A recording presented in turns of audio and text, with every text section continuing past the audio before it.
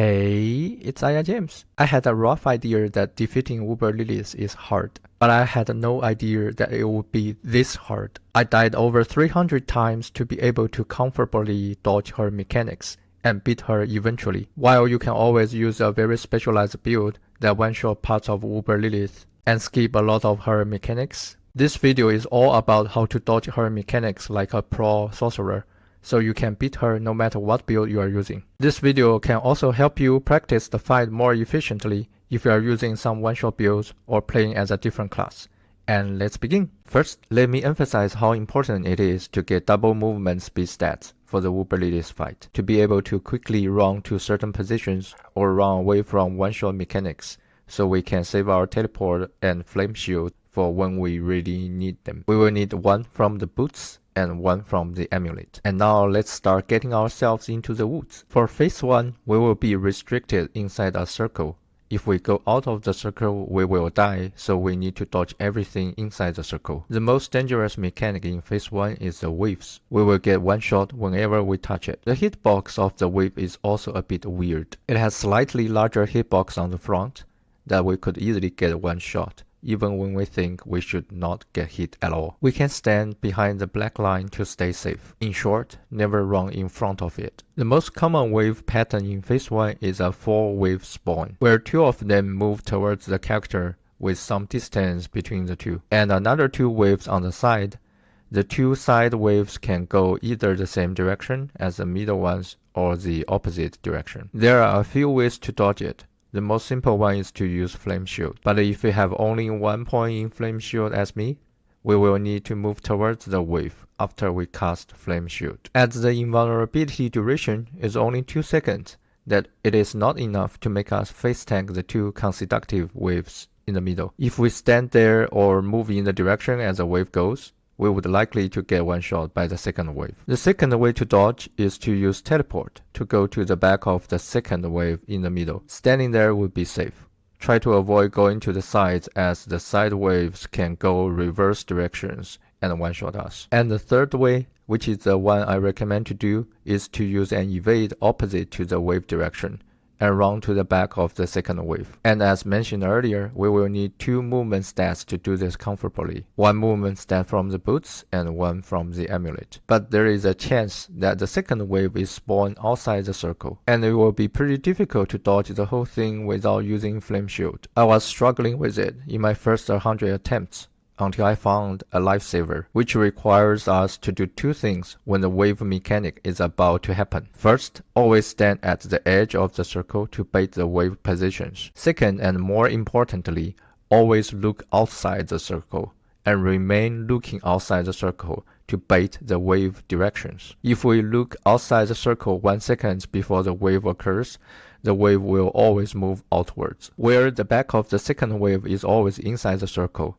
so we will be safe to just go there. This way we save both teleport and flame shield to handle other cases. If somehow we didn't do the preparations properly that the waves are not baited, what I do is to use an evade first to get away with the middle wave, and watch for the side waves and teleport to the black line to stay safe. I don't recommend to rely on this method though, as it is not easy to execute perfectly every time. In summary, to dodge the waves with ease, we do 2 key preparations.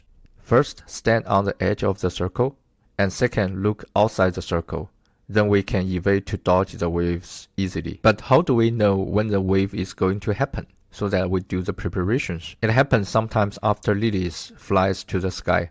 Let's take a closer look at when Lilith will fly to the sky and when the waves will be spawned. When Lilith is above approximately 70% HP, most of the time she remains on the ground and does some sweeping attacks. She sometimes summons the volatile blood. Make sure to destroy them within 10 seconds, or it will explode and one-shot us. When she flies to the sky, check her HP. If she is above 70% HP, we will need to do the wave preparations, and I recommend to use the evade to dodge it. If she is below 70% HP, she will land in the center, summon 2 minions, and fly to the sky again. That we enter the stage 2 of phase 1. In stage 2, not long after Lilith summons the 2 minions, she will do the wave pattern. and continue to do the wave pattern until both minions are defeated. I recommend to use Frost Nova, cast one Chain Lightning, and stop attacking immediately. Then go to the edge of the circle and look outside.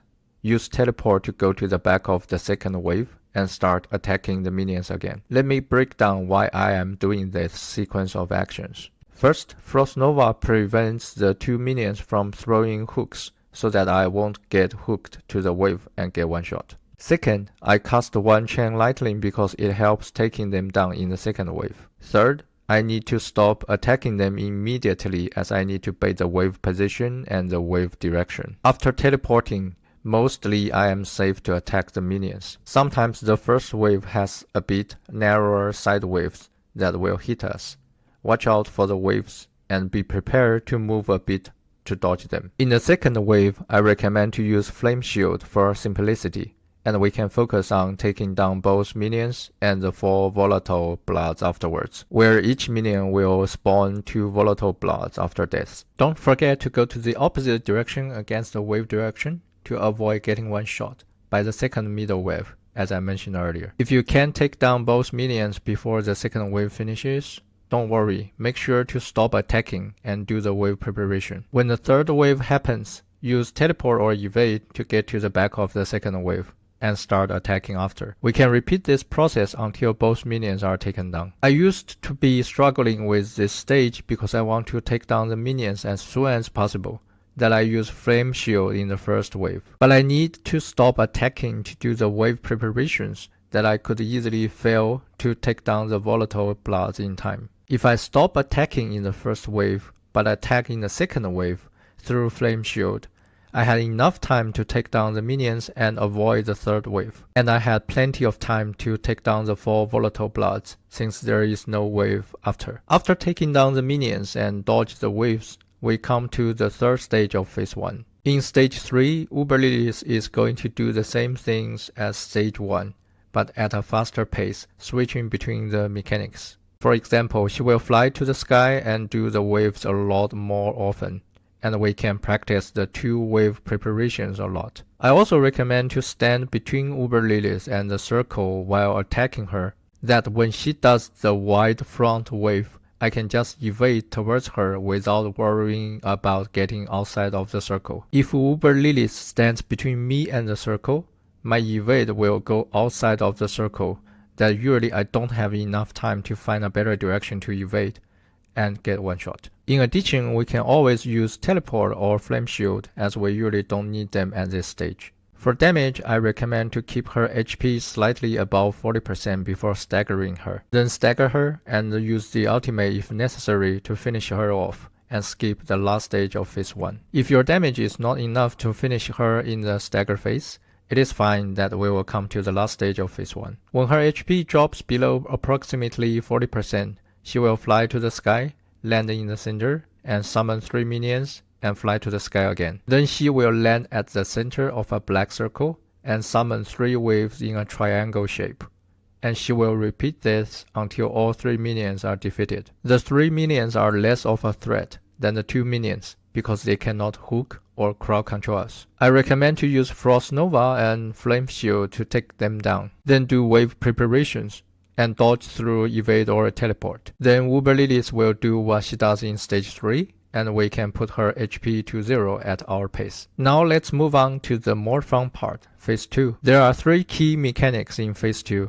The first one is the Blood Puddles. It has huge range and deals heavy damage when it is spawned. It spawns skulls that chase us at certain stages, and whenever we touch the skull, we're dead, and deals continuous damage to us and slow us down if we stand on it. But it has weakness. First, whenever a blood puddle is going to be spawned, if it is close to another one, it will replace the other one, so we won't have more blood puddles on the battlefield to worry about, as long as we position ourselves at a blood puddle nearby when a new one is going to be spawned. But don't go too close, as it deals continuous damage that may get us killed. Second, whenever Uber Lilith is staggered, 1 or 2 blood puddles will disappear. If we can stagger Uber Lilith multiple times in phase 2, there will be so much fewer blood puddles to worry about. in the skull chasing stage. The second key mechanic is the scream and cleaves. Whenever we see Uber Lilith screams that pushes us back, we need to run in big circles immediately. What I recommend to do is to use Flame Shield, Teleport, or Evade right after she cleaves once, and keep running in circles. Each cleave deals damage a bit earlier than the black line animations, so we need to change our walking directions constantly. But don't worry about the black lines. It is safe to walk past them. She will do 3 cleaves and then a large one-shot AoE. Make sure to run away from her until a blood puddle is spawned. And speaking of the blood puddles, if you had enough practice for this cleave mechanics, try to stay close to a blood puddle after the large one-shot AoE to avoid more blood puddles on the battleground. The third key mechanic in Phase 2 is the platform drop. Whenever we bring her HP below approximately 80%, 60%, and 40%, Uber Lilith will jump to the sky and fly to the platform that is going to be destroyed, while at the same time summoning the black ground on the other side that spawns one-shot red waves. All blood puddles shoot skulls that chase us and one-shot us when touched. And at the end of the mechanic, Uber Lilith will pull us to her and do a large AoE that one-shots us as well. It sounds pretty complicated to explain what is happening, but it is not that hard to dodge the whole thing. First, we need to move towards the platform that is going to be destroyed. Use evade if needed to dodge the skulls. Then move to the other side and exit. We can usually avoid the red waves in this way, but do use Flame Shield if we feel we may get caught by the skulls or the red waves. And keep running along the edges. Use evade to move further away from the skulls. When we are about to get pulled into the center, teleport out to avoid the large AoE circle. 2 extra notes. 1. These children of Lilith will be spawned. Take them down quickly or they will spawn those one-shot skulls later in the fight. And 2. Another blood puddle will appear after Lilith did her large AoE circle. We can move close to an existing blood puddle to replace it. For the last platform, try not to defeat her directly while she is doing the cleaves. I recommend to dodge the cleaves first and take her down next when she finishes the cleaves. A refresher on the 3 skills that help me dodge all mechanics comfortably. They are Flame Shield, Teleport, and Align the Elements. Flame Shield makes us invulnerable for 2 seconds. That can dodge all one-shot mechanics. I also recommend to take the 25% movement speed passive to get away from the chasing skulls in Phase 2 easier. Teleport is also a lifesaver in a lot of one-shot situations.